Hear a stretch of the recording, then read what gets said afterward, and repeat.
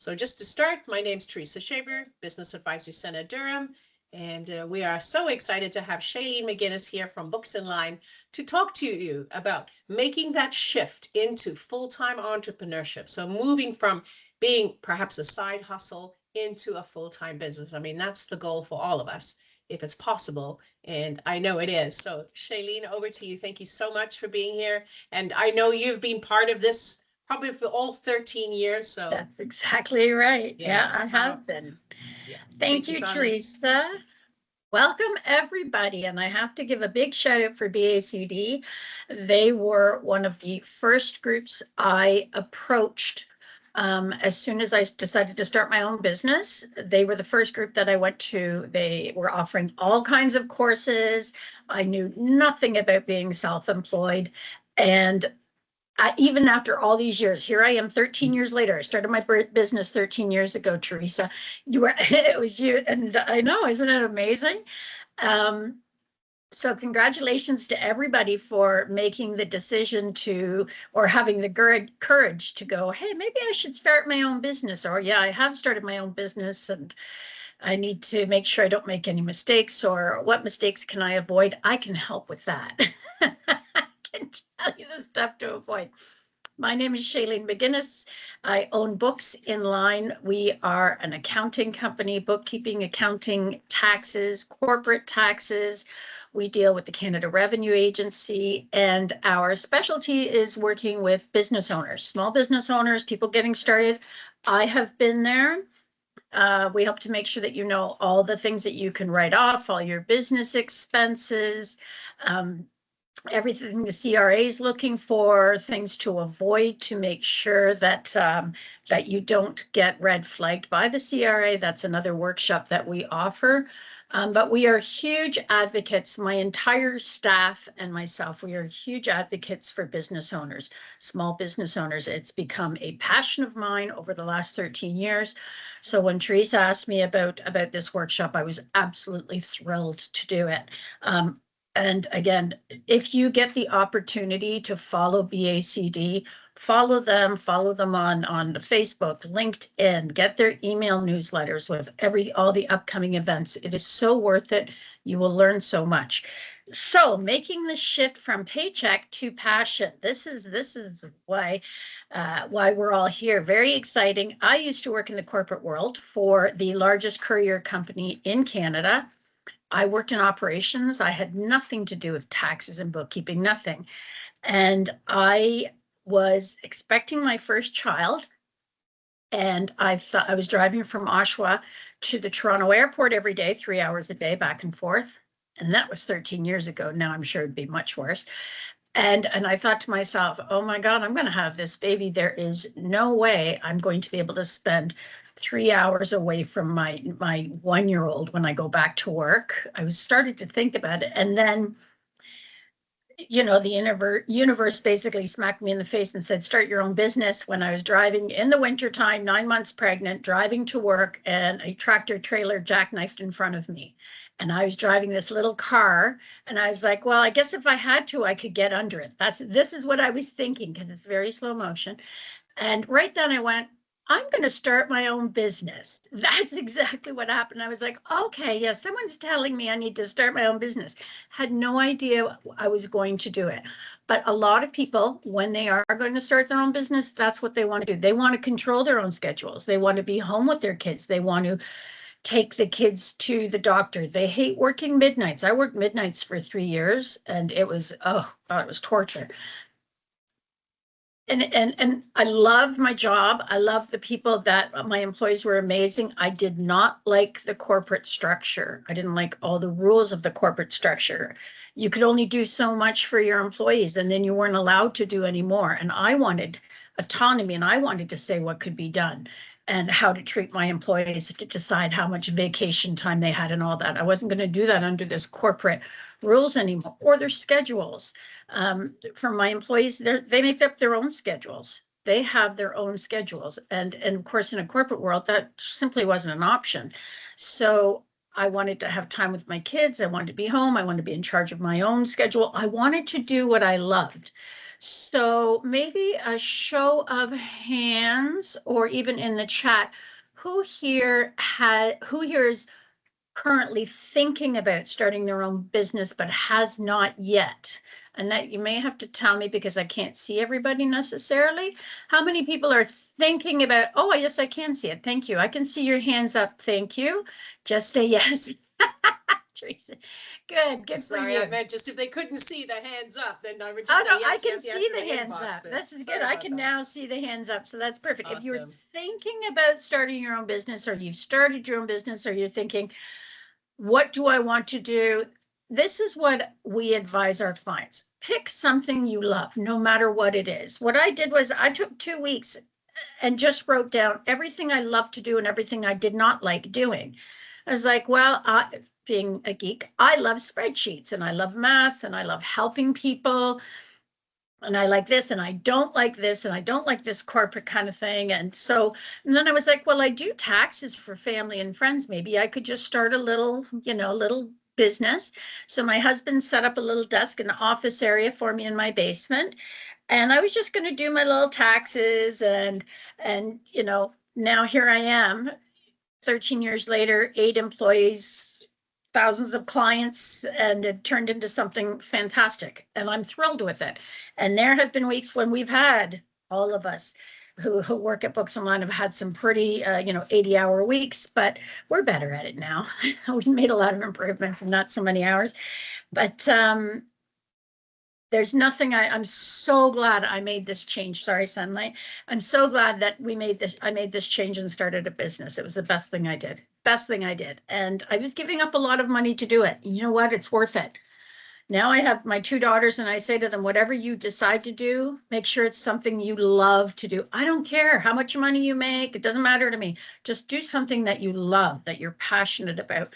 And it's not just me. All my employees are autonomous. They can all I don't even like the term my employees because it implies ownership. All the people that I am fortunate enough that have somehow decided to work with Books Online, they also get to help the clients and call the CRA because the client's too nervous to do that and give advice on what to claim for taxes. So it's all of us. Potential for a higher upside and financial reward. When I say, do something you love, no matter how much money you make, but make sure you're getting paid your value. This is something I go on and on and on about. Make sure that you are getting paid your worth. And turns out bookkeeping and taxes, I'm fine now. We're able to pay our house and stuff. So it is a job. It's not a hobby. If you're not making a profit, if you're not making enough to pay your bills, then it's a hobby. It's not a job. So you have to be really serious about it and go, you know what? I really do want to start this business and I want to make it a successful business. And you do want to make money at it. Sorry, you do. Personal meaning impact. I have gone into my business and I continue to run my business. Values first. So if you identify what your values are, and I know that sounds woo-hoo, but it's true. My values are to be of service to others and to help other people and non-judgmental. And this is something that I have put directly into the business. Books Online, we have a no judgment rule. It does not matter who calls us, who walks in the door. We've had lots of people who haven't done their taxes in years. No judgment. There is zero judgment allowed. Life happens. Just come in. This is what we tell our clients or our potential clients. Just come in and see us or just give us a call. We will help you get caught up. But our promise is to bring peace of mind to people because people get very stressed, very worried about the Canada Revenue Agency, taxes, not sure what they can write off in their business. So that's what we do. So you can bring your own values into and personal meaning impact. I love that line actually. Risks, yes. Uncertainty, workload. I love it when you say to someone, oh, I'm self-employed, and they go, oh my God, it must be so great to have all this time. And I'm just like, oh my God, that is not what happens. Especially when you first start. If you think that you're going to start your own business and you're going to have all of the time in the world, no, you have a lot more control over your time, but you do not suddenly get all the time in the world if you want to have a successful business. So you're going to want to be ready to work hard, work smart, and get to know people, and don't be afraid to ask for help. There's a lot of uncertainty. It can be very scary starting your own business. So it's really important to reach out and find support like BACD, or like other people like me, like referral partners or people who will support you. And fortunately, Durham region is fantastic for being self-employed and for having your own business. Absolutely amazing. Lots of support. We can go to the next one, please. Thank you. Thank you, Annette. What it takes: mindset, self-assessment, skills, values, strengths, risk tolerance. Are you willing to take a chance? Or are you like, you know what, not that much, I'm just going to go slow? And that's fine too. Just make sure you know yourself. What are your values? What are your skills? Take your time and write down, what are the skills? For example, I was like, okay, I'm really good with numbers. I'm really good with figuring things out, with analyzing stuff. These are my strengths. My weaknesses: I'm not super artistic. I'm not a creative kind of person, which is wonderful because so many creatives are my clients. So if you're creative, you're a perfect client, because a lot of creatives aren't super analytical, which is fine. And I surround myself with creatives because I'm fascinated by creativity. Passion: do what you love. And will people pay for it? Will people pay for what you love? That's the other question: is there a market for what you are doing? And you have to really, and if you're not sure, ask some other people. This is what I'm thinking about doing. Surround yourself with people who support you in your choices to be self-employed. This can be difficult. Yes. This can be very difficult. Yeah, this can be really difficult to. It's probably here. What's that, Annette? Sorry? Good. Sorry about that. So, surrounding yourself with people who support you. When I first decided I was going to be self-employed, a lot of people were like, great, amazing. I had one sister, I found out later on, she was like, oh yeah, she should be self-employed. And if she thinks it's just going to be her quietly doing a little bookkeeping and taxes, she knew I would end up having, an office space and having employees. She knew it would turn into something bigger. But I had another relative who was very much against it, who said, why would you give up this amazing corporate job, and you could retire and have this pension? And it's a very kind of a GM kind of mentality, where no, you stay, you do your 30 years, you put in your time. And that's fine for some people. That's great if that works for you. That is not what I wanted. I wasn't going to put in my time. I wanted to do something that if I wanted to do it for the rest of my life, I'll do it. And so this person was not super supportive. Now he's very supportive, of course, because I've done extremely well. Like, I've made this business into something excellent, something amazing, which makes me very happy. So if you can, surround yourself with people who support you, with groups that support you, with other self-employed people, with people like the people at BACD. Networking groups are fantastic for self-employed people. If you go to small business networking groups, they're great.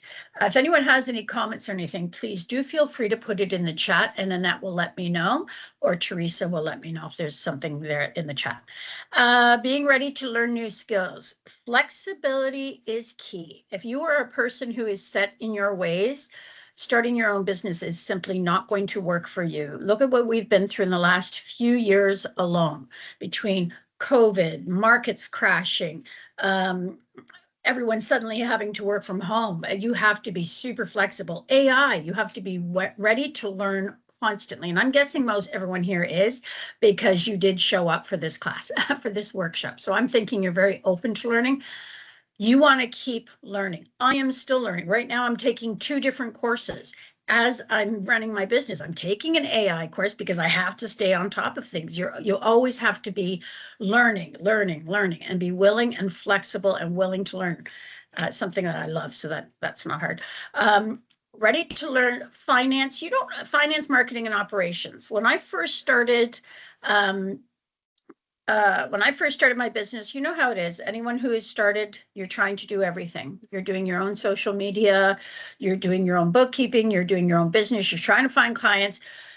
You are spreading yourself all the way out. It's really tough to do that. And I am a fan of learning a little bit about enough to know that eventually, once you start making some money, you hire someone else. The reason I say this, take social media marketing, for example. I used to do my own. It would take me willingness to fail. Yes, Steph, willingness to, it is very scary. It is. That's why you surround yourself with people who support you. It becomes a lot less scary. So when I first started, I would do my own social media marketing. It would take about 10 hours a week. I despised it. It was just not for me. Plus, it took me 10 hours a week. And again, know your own value. As soon as I started to make some money, I handed that off to someone else who knew what she was doing. She did it in 2 hours. She would bill me for 2 hours. More importantly, I gained back 10 hours. Do you know what I can do with 10 hours a week? This workshop is what, an hour and a half?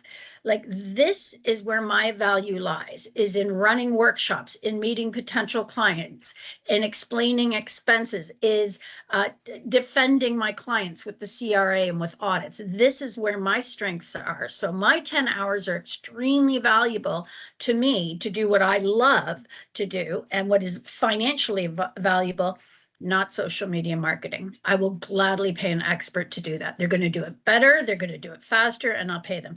And eventually, everyone here will get to that point where anything that you're not skilled in, you'll get someone else to do it, right? Sell your strengths and hire your weaknesses. Absolutely, that's one of the first things I advocate huge. Write that one down because you will want to get there. Willingness to fail. Get some money put to the side, because when you first start it, you're probably going to make mistakes. We all do. When we're self-employed and we're trying to do, you're going to make mistakes. When I first opened the door, we can go to the next page, Annette. When I first opened my doors, I just accepted anyone that walked in. Big mistake.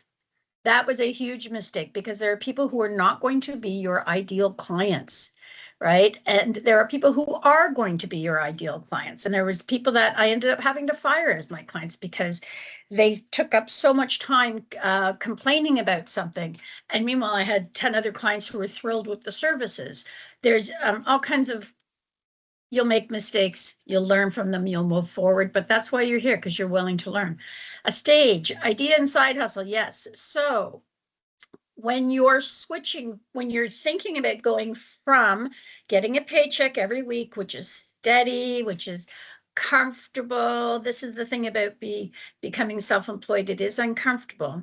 It's not just, oh yay, everything's all happy. It can be an uncomfortable thing. At least I found it to be uncomfortable. I was used to stability. Kids, I had a child on the way, and then 2 years later I had a second child. So I was worried about finances, worried about the mortgage, groceries, normal stuff. So it is nerve-wracking. So when you're first starting to think about it, or start a side hustle, there's lots of people that do some stuff on the side, which is fine. Maybe they create jewelry and they sell it on Etsy, anything, or they make their own soaps, or whatever your business is, or social media marketing. So you have a full-time job and you do this on the side. We have a lot of real estate agents as clients, and they would keep their full-time job, many of them, and then do real estate on the side. But eventually real estate, they got so busy, and it takes a lot of hours and weekends, that they ended up eventually, when they made enough money or they felt confident enough, then they would give up their full-time job or move to part-time and really focus on real estate. So it's where you're testing what you want to do. You're writing down your values. You're thinking, where are my skills at? Trying to keep your income stable. A lot of people like that. They want to work still, so they know they still have some steady income while they're testing the waters. I think it's a great idea. If you can do it, you should try that.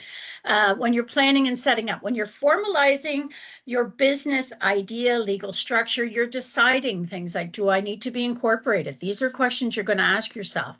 Should I be a sole proprietor? Should I look at a partnership? How much money do I have to put out in the first place?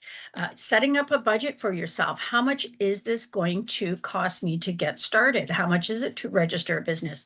Do I have to buy equipment? That's another question.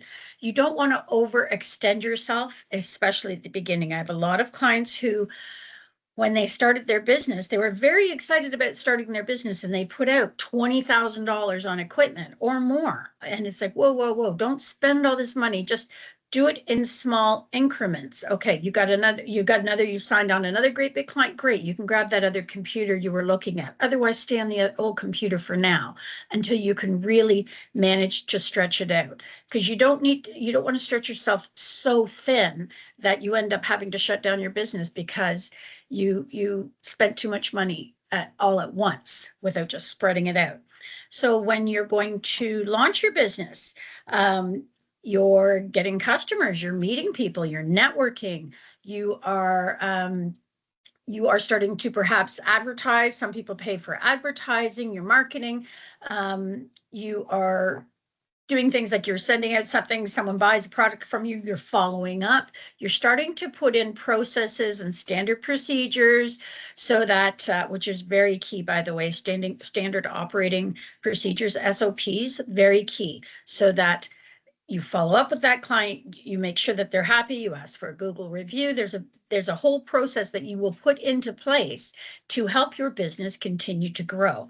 Now, which brings us into this fourth stage of growth and scaling and pivoting. COVID, of course, was pivoting, but hiring, outsourcing to, there's lots and lots of outsourcing. There's lots of, for example, my company is great. I don't have an HR department because it's not big enough for an HR department, but I do have someone who is self-employed as an HR expert. So when I need help, I pay her for what I need to know as far as HR. There's a lot of stuff. I'm not a specialist in HR, but I know someone who is, and that's why I hire her. So you're expanding, you're looking at hiring, you're getting advice on hiring.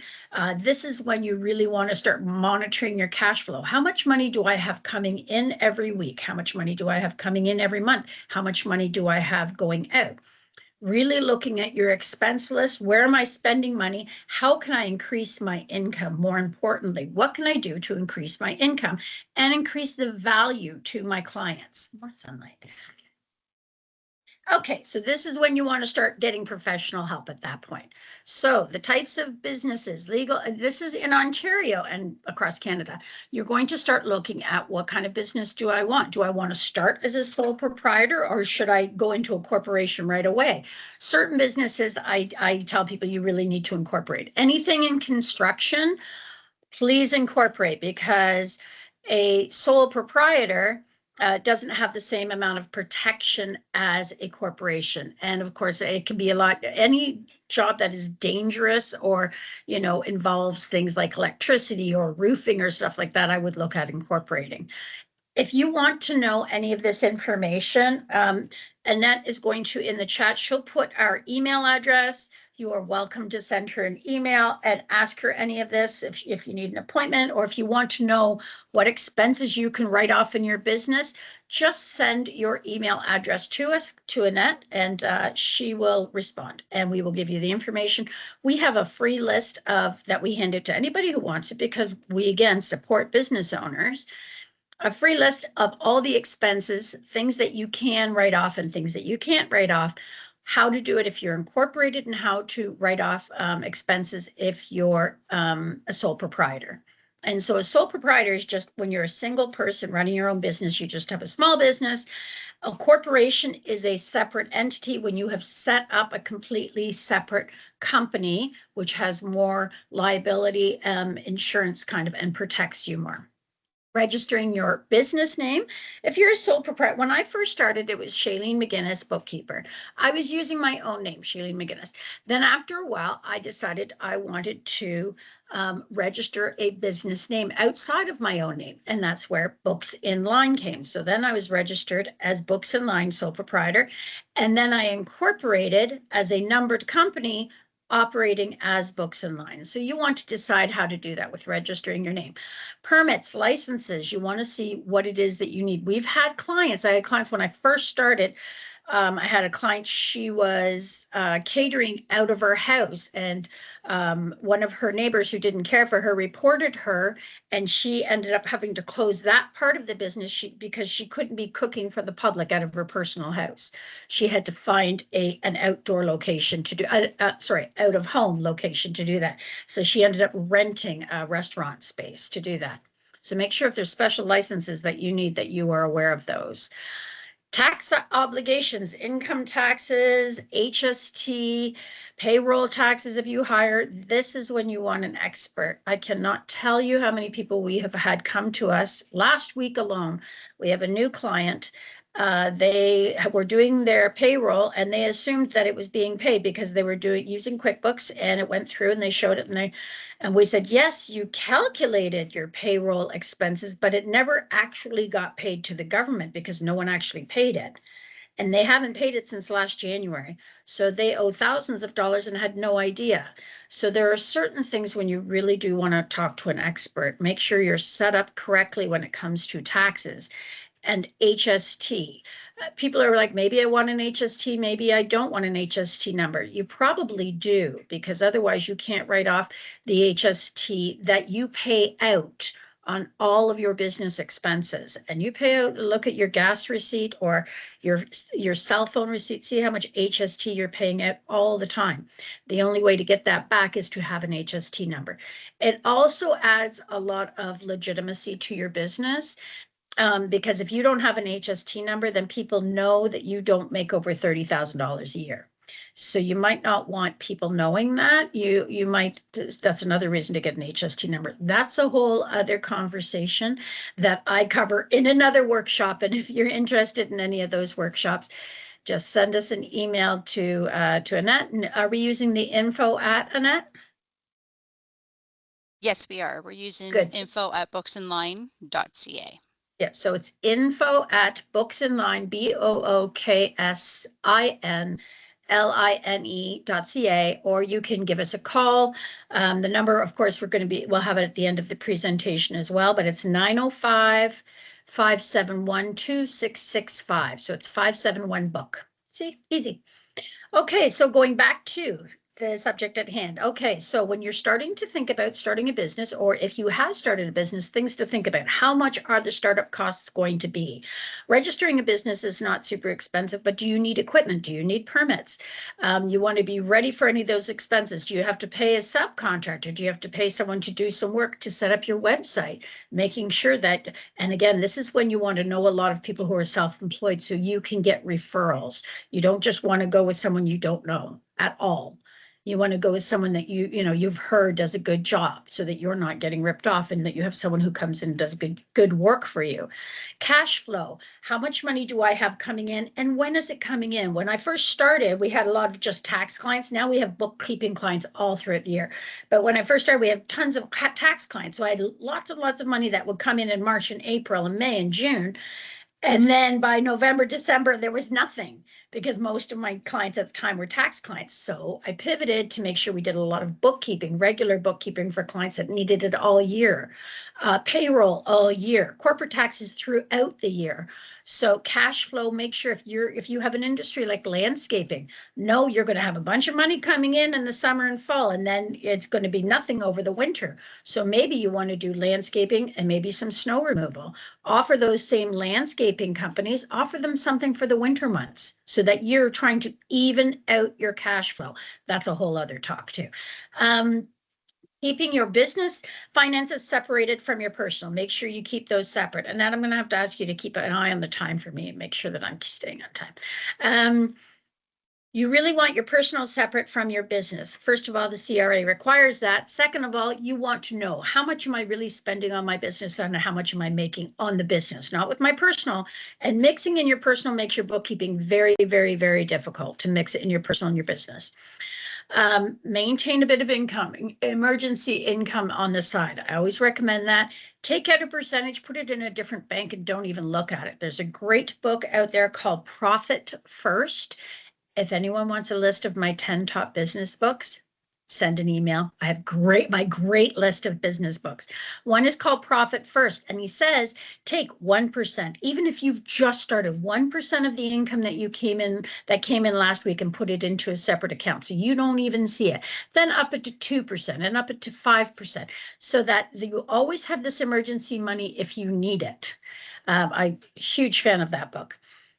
Funding sources. Speak with people, because there's like BACD. I know they have lots of information on where you can get funding, grants, angel investors, There's all kinds of ways to come up with how am I going to get, when I first got started, fortunately, I didn't need a lot of things. I just needed a better computer. And then, but as I started hiring, which was 1 month after I started my business, I started hiring. And then there's times when I've had to come up and buy 8 new computers, and it's like, ugh, you have to have this money ready for when things like this happen. Okay, we can go to the next one, please, Annette. Thank you. Everyone's good so far. If there's any questions, just put your hand up and Annette will let me know. There's so many supportive groups in Ontario. It is amazing. If you're self-employed or you're considering becoming self-employed, there are tons of support systems. Small business, see Futurepreneur, that's great. I've actually done some talks for them. All these different training programs, networking, mentorship, all of these groups here that they're talking about here, BACD can send you links to get hold of any of these groups for any guidance stuff. And I am actually a big fan of every single one of these programs. The training programs for newcomers, there's lots with that, with Durham College too. I speak at Durham College a lot with people who are starting their own business, and a lot are newcomers to the country, to Canada. Okay, we'll go to the next one, please. Thank you. Okay, so again, trying to keep some emergency money put to the side. Burnout from overwork. That's when you want to look at what you're doing. See, is there any way that I can eliminate some of this that is not helping? Is there any way that I can automate some of this work? Which, of course, there's a huge amount now with AI. And is there any way that I can delegate some of this to someone else? Like me taking my 10 hours a week of doing social media and giving it to someone else for their 2 hours a week was great. 10 hours a week at the time and now is a huge amount of time. Competition, market changes, things you have to be ready for. Take a look at your competitors. What are they doing? What are they doing right? What do you think that they're doing really, really well? What would you like to do differently if you were one of their clients? Mitigation, keeping stable income, careful planning, plan a budget. Talk to someone about planning a budget. Okay, write down what you think all of your expenses will be, then add on 10% at least. Actually, it should be 25% just in case. Looking at mentorship, community support. I've told you about support, get support from other people. And you only really want to work with people who support you. If you want to hire someone to do your social media marketing, or you want to hire someone to do your website, or you want to hire someone to do your bookkeeping and your accounting and your taxes, you want to work with people who have the same values that you have, because you want people who are going to support you and want you to do well. Right? Not someone who just treats you like a number, because that's not what you're going to want. You want someone who, we work with lots of people that I have hired that do work for us, whether it's website or social media, but they want us to do well too. And we'll send them clients, right? It's great. It's fantastic. Keep learning. We talked about that. Always stay flexible and always be willing to learn. Okay, next, please, Annette. Oh, now we've asked a couple of our clients. We all sign confidentiality agreements for all of our clients. There's a confidentiality agreement. Now, a couple of our clients have said, yes, they would be happy to be used as example. Here's one of our awesome clients, another Spin Records. If anyone loves actual real physical records, and some of my staff have kept this company in business, I swear, they are amazing. They're in Oshawa and they've opened up a second store, Ajax, and I think the second store, Ajax would be. They have actually 4 locations: Oshawa, Whitby, markets in Bowmanville, and I believe the other one is a deal where it's a traveling with the a brew, one of the brew places. Yes. Yeah. So they have actual records. I love going in here. It's one of those places where you want to go in with a coffee, because you're going to be there for hours and hours looking through all these records. So Annette spoke with them about what is it that worked for you. They looked at other businesses that were doing the same thing, decided what did they like and what did they think should be better, and what were they going to do better when they opened their own storefront. They wanted to offer something unique. Actually, customer service approach, that is exactly why people go back there. They have so many regular clients that are in there every week, every 2 weeks, every month, because they have so many records coming in and lots of turnover and lots of new stuff. And people who love a real record, I do, I love it. And but they're so personable. You can go in, you can speak with them. They're wonderful people. So their customer service approach is great. Clean and tidy, very organized. You can find anything you're looking for. They're really informed. I mean, there's thousands and thousands and thousands of records, and you can go in and say, hey, do you happen to have something completely off? Like I went in and I asked once for Rory Gallagher. You have to be a real music person to know who that is. Irish guitar player, fantastic blues. And they're so informed on exactly what they do have. It's amazing. Do everything, yeah, as reasonably possible. Your startup costs, keep your startup costs down. Don't be afraid to do your own work that you are capable of doing until you make enough money to start hiring the stuff that you don't want to do.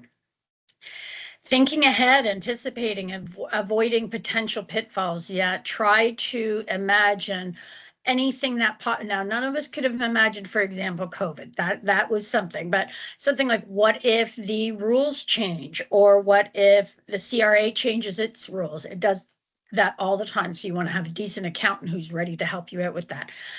Start small, you can always expand later. And that's what they did. They started with their one store. After doing a bunch of research, they started with the one store, and they've expanded and expanded. And I knew that they were going to do well. The first time we met them, I was like, oh my God, you guys are going to do great. I knew they were going to do amazing because they were so likable, so personable. And I knew they were going to have a huge, steady, regular group of clients and customers. And they have. They're amazing. Absolutely amazing. And we'll go to the next one. If It's not, ready. I know who it is. Do you see it? Because I don't see the next one. Oh yeah, what would you have done? I'm sorry. What would you? Yeah, get accounting and bookkeeping in order from the start. That's true. They came to us. They'd already started. And they came to us, and they were trying to do their own bookkeeping and accounting, and we were like, no, let's set this up differently, because this is a lot easier if you set it up this way. It's a lot less time consuming, and it's cheaper too. Networking with other local businesses. Yes. With other local businesses, we support them all the time. They support us all the time. If we're doing a workshop or event, they're supporting us. They have donated to some of our events. We've happily donated to some of their events. They have an event coming up on the 30th of this month. We'll be donating to that. Very excited. We'll be going there and actually donating by buying lots of stuff. Strong social media presence. Yes, with strong customer engagement. So get on social media, like it or not, that is where most of your sales are going to come from. And then if people ask you a question, be sure to respond. This is the stuff that is going to move you up so that you are getting seen, so that you are getting well known. You need to get your name out there so that you are top of mind for everybody. So they were a bit rocky at first, but now they're extremely well known. Actually, they're doing fantastic now. Thank you. Yes, jam designs. I've had, oh my God, they've been my clients since just about the beginning. Absolutely amazing. They go to a lot of local markets. They sell a lot of their own, all organically made skin creams and products. They're doing extremely well. They've really built up over the years. When they first started, it was very small. And now they've built up to be, it's absolutely amazing how well they've done. So they go to a lot of the local the markets. You'll see them in Durham region all over at different markets, and you'll see jam designs, and you'll see all their products, and it's beautifully done. Social media. They did this so that people could get to know who they are, but they wanted people to really see and touch and smell and use the product, and with samples and stuff. So that really worked for them, because as soon as people started to use, and again, organic, people are into organic. They don't want to be putting cream on when they don't know what's in it, right? Or where it came from. Business insurance, please. Oh my goodness. Business insurance is not expensive.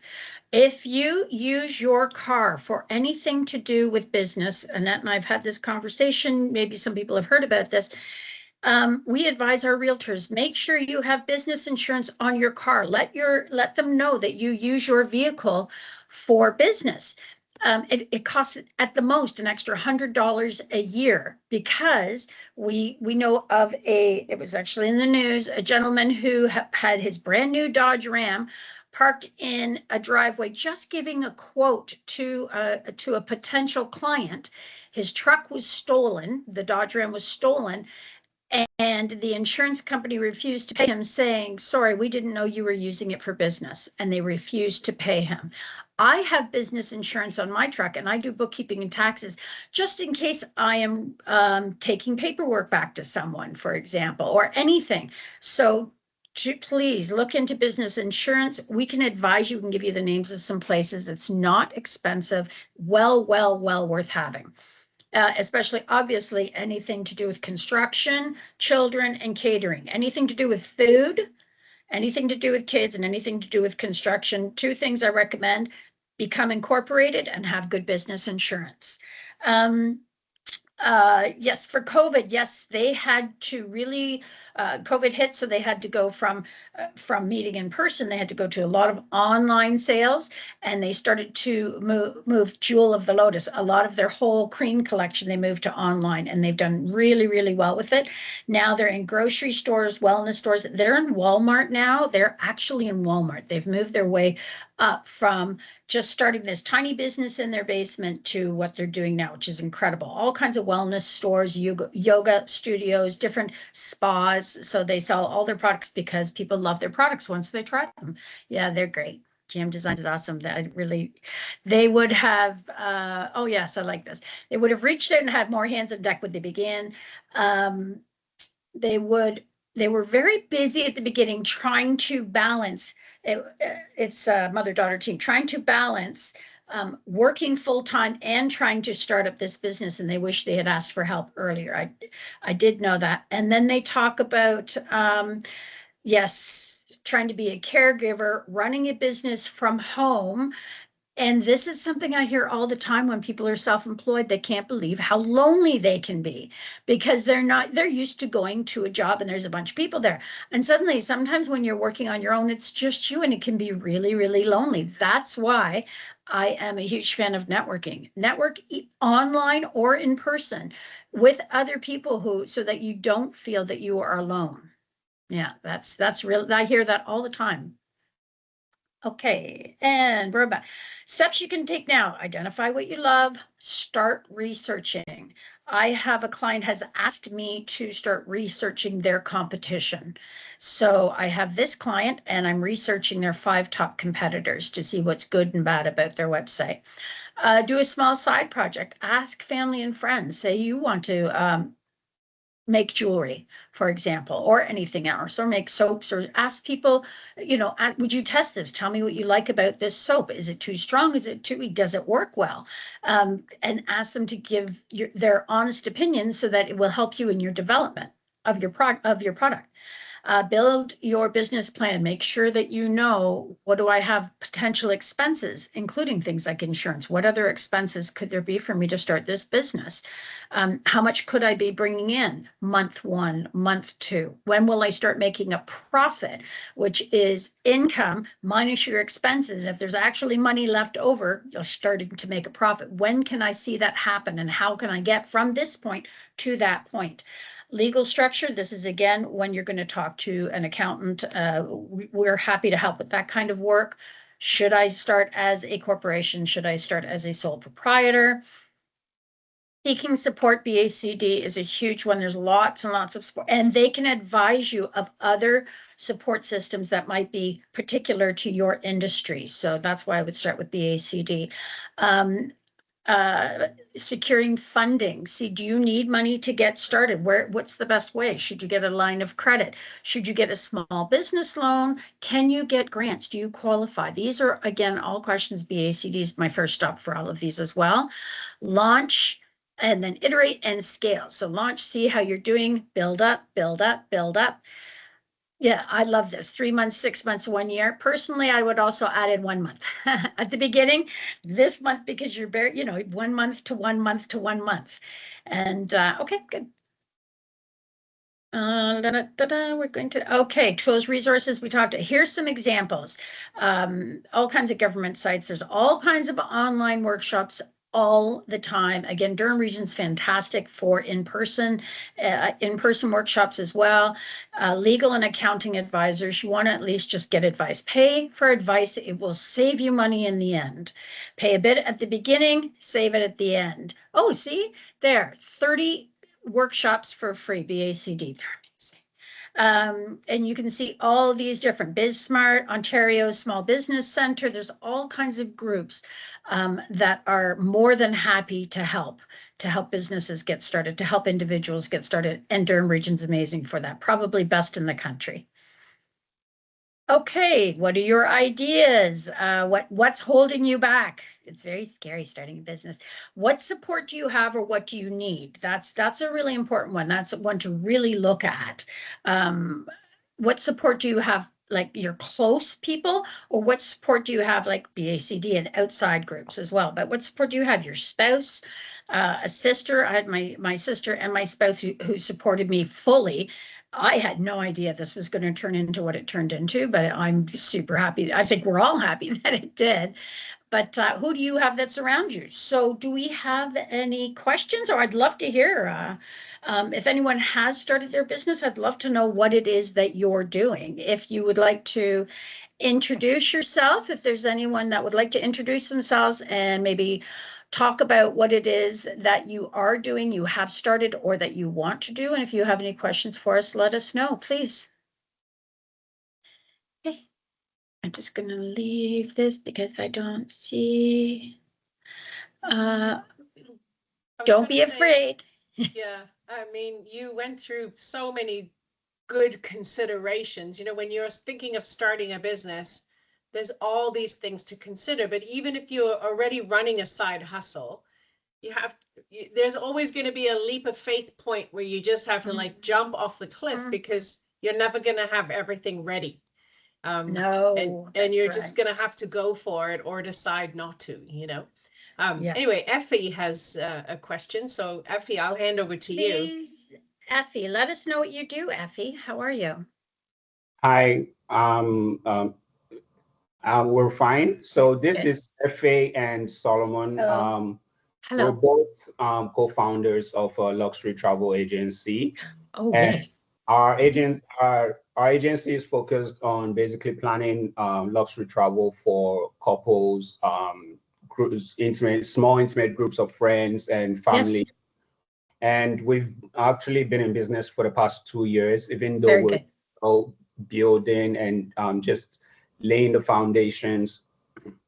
So this is actually our passion. Like, we do enjoy planning trips for people. We do enjoy being detail oriented. And we're at a point where we're basically struggling to find our ideal clients, who are like busy professionals, high net worth individuals. Yeah. Basically, people who love traveling, but they just don't have the time to plan plan for travel. And also people who find lots of value in like planning a nice trip, like people who know a 10 grand or a 15 grand or 20 grand trip feels like they do find value in traveling. Like, some people have money, but they just don't find value in traveling. But some people with regardless of whatever income they make, they find lots of value in traveling. So yes. Okay, I love what you've said for so many reasons. First of all, you do know the kind of client that you want. You have identified your ideal client to the point where you're saying it doesn't even matter how much they love traveling, that they see the value in it. Now, here's a great way to find those clients that you're looking for. This is something for everybody. 3 keywords: key strategic partners. Now, what you want to do, Effie, and I'm sorry, I think you said Solomon, but I'm not positive. Thank you. Thank you very much, is who else serves the people that you want to serve? So the clients that you want are people with no time or little time, who love to travel, who don't want to sort all the stuff out, who appreciate and value high-end travel. So who else serves those kind of people would be the question. So I would look, and these are the people that you want to get together with, because anyone that serves that same group of clientele, I would look at people who golf memberships, people who own golf courses, or high-end clothing designers, and luggage and anything to do with those same people that would serve the same clients as you. Because this is what I've done as an example is one of our big clients, a group of clients. We have a lot of people in construction. We have a lot of people in different things, a lot of people in healthcare. We also have a large group of realtors. So who else serves realtors? Because then if we all get together and we work together and we refer to each other, then the realtors are going to get to know all of us. So our key strategic partners are other people who serve realtors. Home inspectors, for example, they serve realtors. Somebody named Matt just asked for some information on that. Realtors, brokerages serve realtors, electricians, anyone in construction, anyone who can go in and fix something quickly so a house can be sold, painters. So these are all people that work with realtors. So these are my key strategic partners. Steph, why don't you have a meeting with me? There's enough business for all of us, Steph, and I think you should contact Annette. Steph is a bookkeeper and she should have a conversation with us. So what I would look at, Effie, is who are your key strategic partners? Who are serving the same clients that you're serving? Right? Like you talk like this, and I love travel. I'm a huge fan of travel, and I do see the value in traveling. I've been like everywhere around the world. I absolutely love it. I'm a huge, Scotland, Iceland 4 times. I got married in Iceland. Okay, just it's like, yeah, sure, let's do let's do this a trip where we go and get married. Sure, a destination wedding. I'm like, let's go to Iceland. Sorry, so I have a follow-up question. Yes. So with regards to like strategic partners, like you mentioned golf memberships, for example. Yes. Like how would we ideally approach them? Yes. And because like I'm thinking of 2 options. One of them would be maybe signing up for a membership and trying to insert yourself in the community. People. Yeah. Yep. That's definitely another one, which I don't know if it's very acceptable or common, will be maybe just being straightforward and being like, can we advertise our business, like leave business cards on your there is that way, but people want to work with those they know, like, and trust. Know, like, and trust. Know, like, and trust. What I would do if I owned your company is I would go to golf courses, because that high-end golf courses, because people tend to have money, for example. And I would say, if you have groups coming in here, I'd love to be a sponsor. You know, I'd like to give a prize away. So you're offering something of value, and they're like, oh, look at that. Isn't that nice? And now suddenly you've gone into their heads. They're like, here's this company. And the first thing they're doing is offering something. If you're offering before asking, I like to offer before asking. Right? Asking, people are put off by someone who they don't even know asking for something. And I can't tell you how many times that's happened to me. We get people who come in and they're looking for free, oh, well, can you tell me how to do this? And can you help me do this? And they're not wanting to pay. They just look, or not even help. Just something, can you hand out my business cards for me? I don't even know you. Like, I'm not going to do that with someone I don't know. But if someone came to me and said, hey, you know what? If you're doing one of these events, I'd love to be a sponsor. Then I would be listening to that. So if I were you, where are other people, quite honestly, let me put it bluntly, with money? Where are they going? They're playing golf. They're playing tennis. Whatever they're doing, they're high-end restaurants. And then go and you offer something for it. Hey, you know what? I'd love to be a sponsor at this next event. That would be great. And then can I come to this next event? And then go to the event and just let people get to know you. And once they know you, they have your card, then they're going to want to work with you, right? Get seen, get out there. Both of you would have to be out there and getting seen and getting known, because the great thing about your business is that when someone books with you once, I think that they would do repeat business. If it's like, oh my God, these are the people that I booked with and they were amazing and they organized everything for me and I didn't have to do anything. Oh, by the way, you should call them too. Here's their number. And that's the client that you want. And to get those clients who are your ideal clients, who will bring you your next ideal clients, right? Your best clients will bring you your next best clients. This is for everybody, by the way. So where will you find your clients? Who else is serving your clients, right? That's the question. Banking, investments, golf, anything to do with people who don't have a lot of time, but may have money, but just don't have time. And that is that's what I would write down a list of who do you think has decent money, but not a lot. Because there's people that are not going to do a lot of work with you because they aren't going to have the money to do that kind of travel, or they're just not going to appreciate the value. I understand the value in traveling, if it's costly too. If there's great value in it for someone who loves to travel, right? Get on every travel site, every single travel site online. There'd be tons of stuff to go on. I'm on every travel site online. I'm on every Facebook travel. I'm on like Isle of Skye travel. That's it's in Scotland. All kinds of different travel things, and get on everything and see what are these people all looking for, right? What else are they looking for? High-end food, jewelry, high-end. What else do? They golf, right? They have boats, they have yachts, whatever else they do where you can be seen, but offer something first. Does that help, Effie? I hope that helps a bit. Helps a lot. Thank you so much. I could talk about this subject all day. I wish I had more time. I could just go on about finding your ideal client.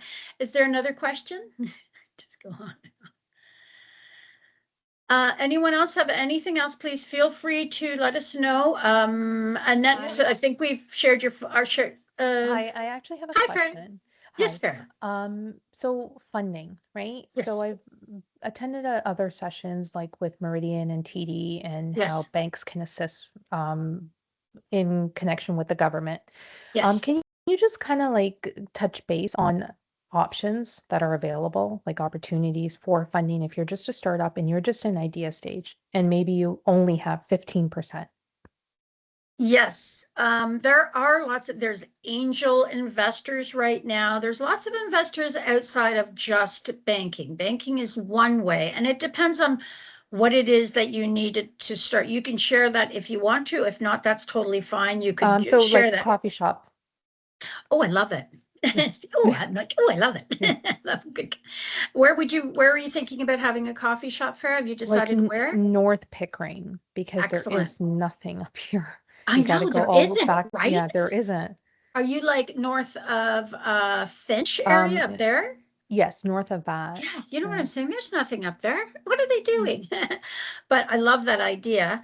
I think BACD would be a big help with that, with telling you where you could go for funding. But there are banks, there are angel investors, there are private lenders, lots and lots of private lenders for business. I have a few names for private lenders I could give you if you wanted to speak with me after you speak with BACD. Yes, I suggest absolutely speak with BACD first, but I do know of private lenders that lend for businesses that are getting started. And I'd love to know, Farah, when you start that coffee shop, let me know. I promise you, I will be first in line. Okay, thank you. Well, except for your family and friends, whatever, then I'll be next.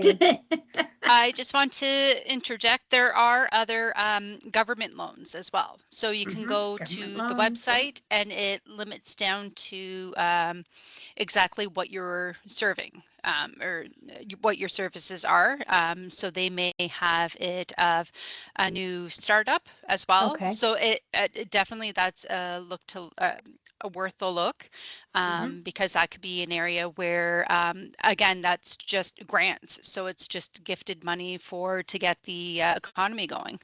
Okay, but like for example, I work a full-time job. I don't want to be leaving a job when I haven't started. So I've looked at some of these grants and you need to be investing at least 35 hours, for example, or full-time. Yeah. Right? Yes, So that becomes challenging. To put in the time. Yeah. I'm going to let Teresa speak to this. Yes, I will, if you don't mind. Just because I don't want to give you the wrong information. So I mean this sincerely, there's not a ton of grants for somebody who is starting a business, but there are loan programs. And like the Canada Small Business Financing Program is one of those, but they're expecting you to go full time into that business. Now, the Canada Small Business Financing Program it's processed through all the major banks and credit unions. So in order to go forward with that program, they require you to have a business plan and some financial projections as well. And then you need to have likely 15 to 25% of your own money to put into it because it's a coffee shop. It's a high risk environment. And I don't want to I don't want to burst your bubble, but I just want to prepare you that Yes. it's how they, it's how they decide what the risk is. And, there are other programs. So this Futurepreneur has a program if you're under 40. Yes. And that Okay. program is backed by the government. So that's a Okay. very decent program. And then Annette did mention the Canada Business Benefits Finder. So if you Google it, it Yeah. comes up and it asks you like, what stage are you at? What kind of business? And it will tell you what is available. And there's nowhere that you should be going to pay someone to tell you if there is a grant. That's right. That's Yeah. exactly right. Yeah. Okay. Thank you, Okay. Teresa, for that. Teresa's Sure. exactly right about that. There are lots of people out there who are saying, oh, I'll find you this information, but you need to pay me. You can find this yourself. Like, I would thank you for saying that, Teresa. Sure. Mhm. Thank you. Okay. And I So mean, just like sorry, Shaelene just is to very, sorry, go yeah. on. Sorry, for the Canada Small Business funding program, for example, let's say I still need to, like, I'm ready to jump in and I'm going to Mhm. focus on this full time, but I need the funding Mhm. to locate a location. I found a location, I need the money to secure it. Would Yeah. they assist with that? Like, would I get approved on that basis, for example? Like, Well, yes, because that's a lot of what they would do. They will look at Okay. you, your personal credit history. Yeah. They'll look at like the relationship you have with the bank. So I guess one of my other suggestions is already, if you're looking for money, is make Yeah. sure that you develop that relationship with the bank that you're already with, or with the bank that will help you. But yes. for the most Okay. part, it often starts with your bank. But they will look to Yeah. see what money do you have, what assets do you have to put into the business, because they want to see that you're putting skin in the game if they're going to be investing in you as well. Makes sense? Yes. Okay. Yeah. Thank you. I don't know Okay. if Yeah, That's you have that- anything helpful. to say. Thank you. Yeah, that's very good. I'm excited for you to get started with that, Farah. That's Thank exciting. you. Yeah, that's very exciting. Would anyone else have any questions for us? Because we're absolutely fine to open them. Ahmad? Hello. Hi, how Hi. are you? Hi. Good. How are you? Good. Fantastic. So, my biggest question, and I feel like it's been something I've been asking myself, the biggest thing when it comes to this is obviously building trust with people, to be able to Yes. trust your services. Yes. And what I'm doing right now, I'm running a cybersecurity firm, that I started. Oh, yes. And so in order to do that, I've done a lot of work and a lot of research as well. I want to gain trust with people because, of course, I'm Yes. going in looking at sensitive data to protect their sensitive data. So in order for them to trust me, I need to figure out. So what are ways, like me as a business, if you were my business, like the business owner of my company, what Yes. would you expect from me to give you to trust me? I would want to hear about you from a referral. I wouldn't want to find you online just on my own. Okay. Or if I did find you online, I'd want to see lots of great Google reviews. Okay. This is something where I would be looking at the reviews that do not look like they're AI generated. So if I were you, I would talk to my current clients, anyone who uses you, trusts you, likes you, send them the link to do a Google review for you and ask them to give you an honest review. You're not asking for something that's not honest. Because if someone's going to look up security for my laptop, they're going to want to see someone who has lots of great reviews. So I'd be doing that. The next thing I would do is I would ask my current clients that have worked with me if they would write a testimonial, which you can then use with only their initials. Say you were doing it for me. I would not want people to know that it was Books Online, but you could use SM and ask for a testimonial. And I could say, Ahmad did this, this, and this for me and protected my company to protect my clients. And I felt very good about this. And he's made it really easy for me. And you want testimonials, which you can then use in all of your marketing, whether it's physical paper kind of marketing or online marketing, anything to do with marketing, which shows that real people have done that, have used you and are doing a testimonial. Then I would go to my current clients and I would start a referral program saying, if you've been a great client, I hope I've done great work for you. Say you have 5 amazing clients. Then you go to those 5 amazing clients and come up with a referral program.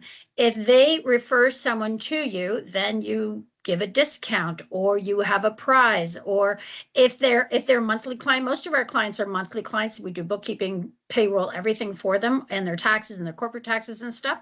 And if they refer people to us, we give out lots of stuff. Like, we're always, okay, here's a basket of great things, like giving out something for referrals, because again, your best clients are going to send you your best clients. And it goes the opposite. Your worst clients are going to send you your worst clients. So you really want to focus on those best clients that you have, and start to do that. The other thing is, while you're building a mod, you want to be seen. You want to be networking. You want to join a networking group so that you're within a group that you see every week that gets to know you. Because then people get to know you. Then they're like, okay, this is now a person I'm going to give business to. Right. And you know what, honestly, your business is something people are looking for, because our only options are great big companies that we don't know, right? We don't know anybody. We don't have anyone we can pick up the phone. We have to call these great big named companies. And honestly, that drives me nuts. It'd be much better to go with a person that you can actually, you send an email to the person, Ahmad, and he emails you back and says, hey, here's your answer. I can go onto your computer in an hour if you're there to let me in, or whatever that is. But having someone, instead of some big unnamed numbered company and you have no idea who you're going to speak to, that's why even my company, all of our clients have a specific bookkeeper. All of our clients know who their bookkeeper is, right? Because then they know that they have someone to go to directly. Right? And they know that as long as the office is open, someone's picking up the phone. That's the other thing. That's another pet peeve. But I think people would love to have cybersecurity from someone who is a small, medium business that isn't some huge corporation where they're never going to be able to talk to a person. Absolutely. My client target is SMBs all around. That's initially where I'm starting off from. Then get to know Teresa with BACD. Offer her to run a workshop on cybersecurity. This, again, it's about giving first. So say to Teresa, I'd love to give a free workshop on protecting your computer. This gives all these people a chance to get to know you. Right? Like, I would want, like, all the people who are here, nobody here knows me except for a few people, but this is giving them a chance to get to know me and say, hey, I like this person, or this person is not a good fit. Either way is fine. But if you were doing something like that, you're being seen, you're giving back to the community. Here's my 5 best tips for making sure that you don't get hacked or whatever, or your Facebook page doesn't get hacked, or that your computer's protected, or whatever it is. Give first, give value, give first. That's my suggestions. Perfect. Yeah. Okay. Hope that helps. One last thing is because I am still at the beginning of it. I've just recently gotten incorporated, maybe 2 weeks ago. I just opened a business bank. I'm beginning here, launching. Yes. I have technically one client, but the reason why I know I have this one client is because I know this person.